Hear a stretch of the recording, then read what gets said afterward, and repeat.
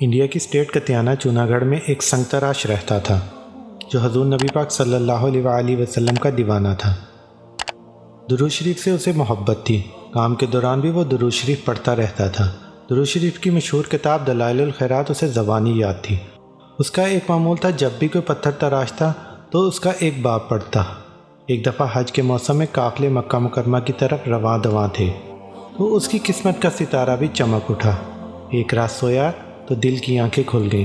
کیا دیکھتا ہے کہ مدینہ منورہ میں حاضر ہے اور حضور نبی پاک صلی اللہ علیہ وآلہ وسلم بھی جلوہ فرما ہے۔ سبز گنبد کے انوار سے فضا منور ہو رہی ہے۔ مسجد نبی کے مینار بھی نور برسا رہے ہیں، مگر ایک مینار کا کنگرا شکستہ تھا۔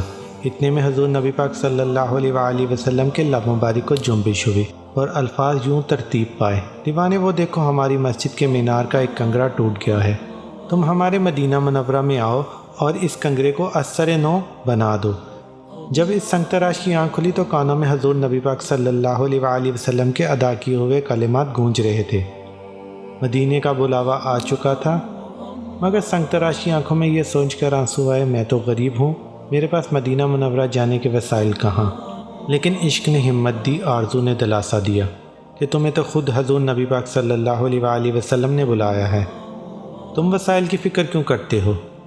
چنانچہ دیوانے نے رخت سفر باندھا، اوزار کا تھیلا کاندھے پہ چڑھایا اور پور بندر کی بندرگاہ کی طرف چل پڑا۔ ادھر پور بندر کی بندرگاہ پر سفینہ مدینہ تیار کھڑا تھا۔ مسافر پورے ہو چکے تھے، مگر عجیب تماشا تھا کہ کپتان کی کوشش کے باوجود سفینہ چلنے کا نام نہ لیتا تھا۔ اتنے میں جہاز میں سے کسی کی نظر دور سے جھومتے ہوئے آتے دیوانے پر پڑی۔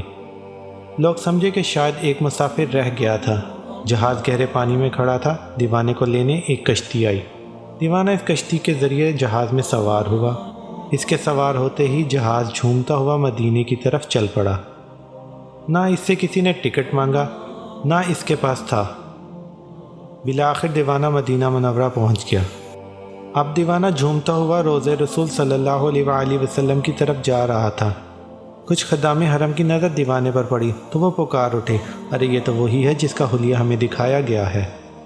دیوانے نے اشکبار آنکھوں سے سنہری جالیوں پر حاضری دی، پھر باہر آ کر خواب میں جو جگہ دکھائی گئی تھی اس کو دیکھا تو واقعی یہ کنگرا شکستہ تھا۔ اپنی کمر پر رسی بندھوا کر خدام کی مدد سے دیوانہ گھٹنوں کے بل اوپر چڑھا۔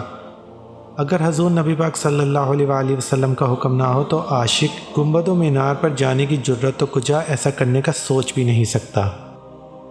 اور حسب الارشاد کنگرا اثر نو بنایا۔ وارے دیوانے!